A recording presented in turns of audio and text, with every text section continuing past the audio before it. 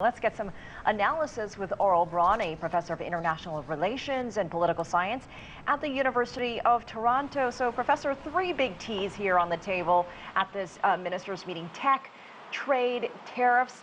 How important is this meeting ahead of the G7 summit next month? It is significant. It has a good deal of potential.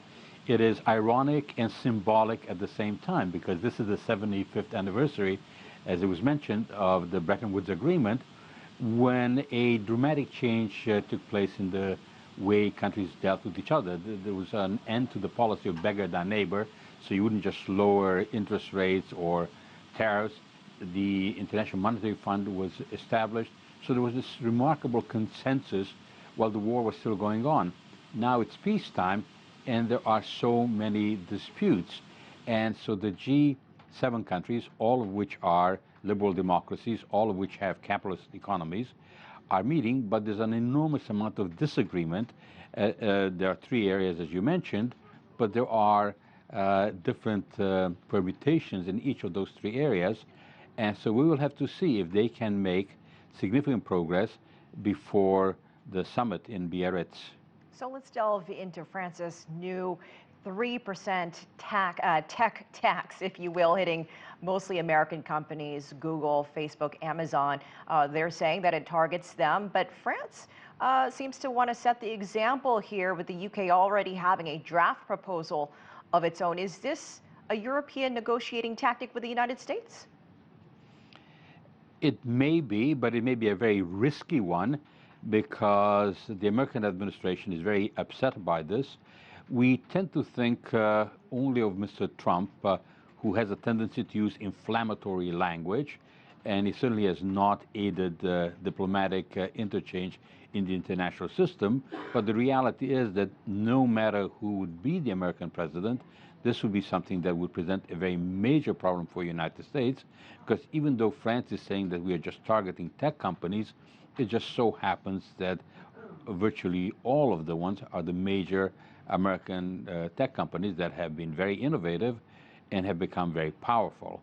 And look, when it comes to EU-US trade tensions, I want to point out there is a new incoming EU Commission president very soon, and a new IMF head, with Christine Lagarde leaving the IMF to head the European Central Bank soon. So what are the implications and the outlook here when it comes to dealing with the United States going forward when it comes to trade? Well, some of the people coming in have a great deal of experience in dealing with the United States, especially Christine Lagarde, and I think that might be helpful, but there are fundamental issues that range from matters of trade, tariffs possibly on steel and aluminum. The Americans have threatened to put tariffs on European cars, and that could result in a kind of round of punitive tariffs that would be very damaging to this relationship. And then in the background, there's also the matter with China, because China is a huge economy, and what happens in China, will they lower interest rates? Most likely the Fed in the US will lower interest rates. Will China do that as well? What would be the implications with trade with Europe? So it's not just trade between Europe and the United States, but it is global trade relations. What do you think will be the biggest takeaway from this G7 finance ministers meeting in the next 2 days?